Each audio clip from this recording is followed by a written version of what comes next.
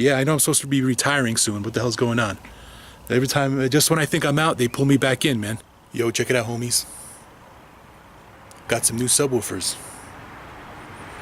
Some bass kickers. Well, they're new, but they're not new. These are actually used. I bought them used. I got a great deal. Yeah, man, there they go. The prx715xlf subwoofers.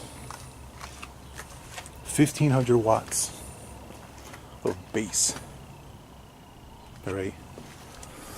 My first impressions. One thing I hate. This thing right here. The pole mount for the speaker. Check it out. It's a freaking threaded, some proprietary threaded shit. So your ordinary speaker poles would not fit in there. The guy that I bought them from, he auditioned them for me, and they sounded pretty good. They sounded good. They don't sound like it accentuates the kick a lot. So it's a really punchy. I would say it's a good punchy subwoofer. It doesn't, not more punch than rumble, but it's 1500 watts. You know, compared to the ones I used to use. These are the ones that I used to use right here. These are Yorkvilles. The one on the bottom is like an older one that I bought used, but I never really used them much. It's if I need like extra bass, I'll bring all three. But this is the Yorkville Elite, and 700 watts. But these things, let me tell you, they freaking knock. They will fill up a room with bass like you would not believe. It has two 10-inch drivers in there. Like this JBL right here is a single 15-inch subwoofer. And the reason why I'm going to start using this, and I want to maybe get rid of those, besides the fact that, look, I've had these things for so long, they like freaking look like shit. You know, they've, past their, I've used it for over a decade, man, these freaking things. Same thing with these Eons right here. These Eons, they've been my freaking, they basically made my DJing career. I've used them for so long, man. It's like, I'd say well over 10 years. And never a single problem, never changed the driver, never had to get anything fixed, knock on wood. Knock on wood. That's a wood cabinet, by the way. So you can knock on wood with that JBL. Yeah, wood cabinets, I like the way they sound. There's a lot of people who don't like the sound of these old Eon G2s. I think they sound okay. They're really bright. The high end really kicks though. When you're talking on a mic and you're using these JBLs, I tell you, you could, you definitely get heard. That's for sure. But back when I bought them, there was really nothing else on the market. There was these, and then there was those Mackie SRM 450s, which were crap.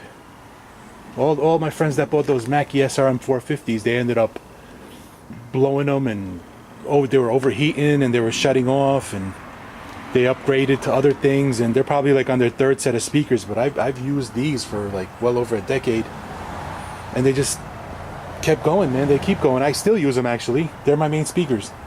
I'm probably going to upgrade to a prx 712. The main differences between this and the ones I was using, besides the size, they're about 2/3 of the size, I would say, of the ones that 2/3 of the size of these. So they're smaller. Those are 700 watts. This is supposed to be 1500 watts. I don't know about that, if it's actual specs, but 1500 watts on this thing. First impressions, I like the fact that the inputs, there's two inputs on there. So you could actually there's a built-in crossover, so you can cross over your tops with it. And the inputs are actually combo 1/4 inch slash XLR. So you could use a 1/4 inch or an XLR, you know, in case you need it. I got 2 gigs this weekend where I'm going to actually get a chance to audition these things and try them out, and then I could give you better feedback then. You know, I'm not one of those guys that's going to make a video of me playing freaking subwoofers so you can listen to them through your headphones or your laptop and you can't really hear a subwoofer. Another big difference between these prx715xlfs and those things right there, they're like 35 pounds lighter, and that's significant, man, because these things are about, these things right there, they're about 90 pounds, a little over 90 pounds. These right here, this thing right here, that thing right there, that's a 56 pound speaker. So 56 pounds is really easy to manage. You know, you could carry them upstairs, easy to lift, easy to, you know, and they have a small footprint. You could pretty much place them anywhere. These subs over here, they don't have any, no fan on my old ones. You know, these Elites, and these actually have power cords that are actually attached permanently. So I just like wrap them up around here, which is kind of like weird, but don't sleep on these Yorkville Elites, man. I tell you, they freaking knock like hell, but I'm just sick of carrying them around. So I'm probably gonna sell those.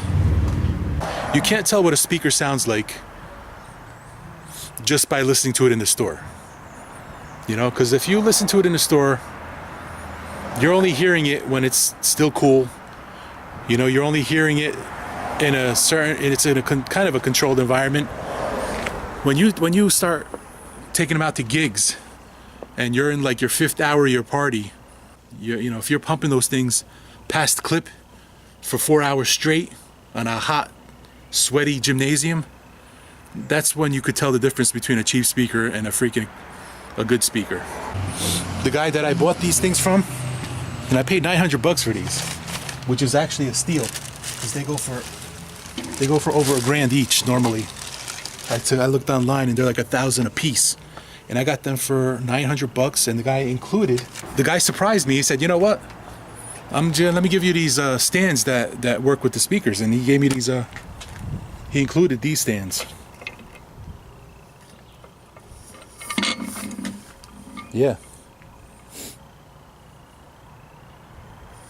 It's got the threaded thingamajig on it. You know, so yeah, so I could use these stands. Like if I wanted, because I generally like to just put my subwoofers together in a cluster, because you get more SPL, you get more bass out of it when you put them together in a cluster. But there are times when, you know, you just don't want to bring extra stands, and you just want to mount your top speaker right on top of a pole, and that's when these things will come in handy, man. These on-stage stands. I don't know.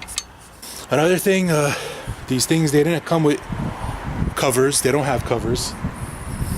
The finish on them actually looks really durable. It's a wooden cabinet. This Duratex covering on it is pretty freaking durable. So I think it would definitely withstand some road abuse, but I like having covers just because it just makes them last longer, and because I want to get the covers for these things. But I went online and I looked, and they're like $150 for the covers. So I'm thinking in my head, I'm like, man, that's a lot of freaking money just for freaking some nylon covers.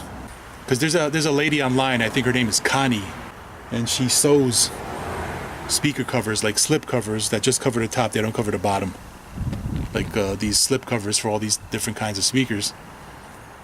And I actually thought I was going to get it from her. I was like, you know what, let me contact her and find out if she has, you know, some of these, or she can make slip covers for these. She says, and I called her up, she says she don't have them in stock, but she can make them, which is cool. But then I asked her a price, and she was like, it's $110 plus shipping, so the whole thing comes out to like $130.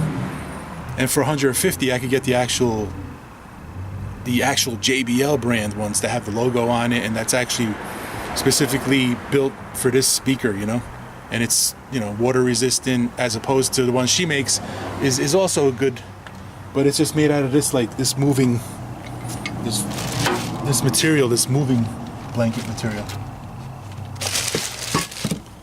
See that? That's what the her speakers are made of. So her speaker covers are made of. $110 plus shipping. It comes out to $130. I can get the official ones with free shipping for $150. So if I'm gonna go that route, I'll just get the official JBL ones, man. Why screw around with that stuff when you can get the real deal? But yeah, man, $150 for speaker covers, man. I find that to be a little ridiculous. Ridiculously expensive, man. While all these other brands like EV and Alto, they have speaker covers that are about the same quality, and they're only selling them for like $45, $50 or something like that, depending on, $40, $50. JBL's like twice the price. That sucks. Just when I thought I was retiring, I'm buying speakers again. What the fuck's going on? I'm freaking done with this freaking godforsaken business, man. What the fuck? This is a thankless business that I'm in. This DJ business. If you're a young kid, man, you don't want to do this, bro. Trust me. Go to school. Become a lawyer. Gear. I hate freaking gear. I hate gear talk. They got the newer prx8 series, which is the same thing as the 7 series. But they're like, oh, this one has Bluetooth and you can control it wirelessly and you could tweak it. And I think they missed the mark on that, man, because who the fuck... I want technology to stay the hell out of my way. I want to turn on the speaker, play my gig, turn it off, and go home. I don't want to be tweaking and messing with freaking controls and messing with my cell phone or my whatever, with my tablet, trying to freaking adjust volumes and trying to adjust the equalizers. And the best technology is the shit that just stays the fuck out of your way. Like this speaker right here, there's really not much as far as tweaking goes. Pretty simple. It's got an on-off switch. It's got its inputs. It's got outputs. It's got a crossover. That's all you need, man. I don't know what these manufacturers are thinking. They're like, oh, we got to take a next level for a subwoofer. You're gonna have to give it a Bluetooth wireless tweakability. No, man. But man, the technology, sometimes it just misses its mark. Because no DJ wants to be fiddling with tweaking the sound while they're DJing. I don't want to do that. I just want it to sound good.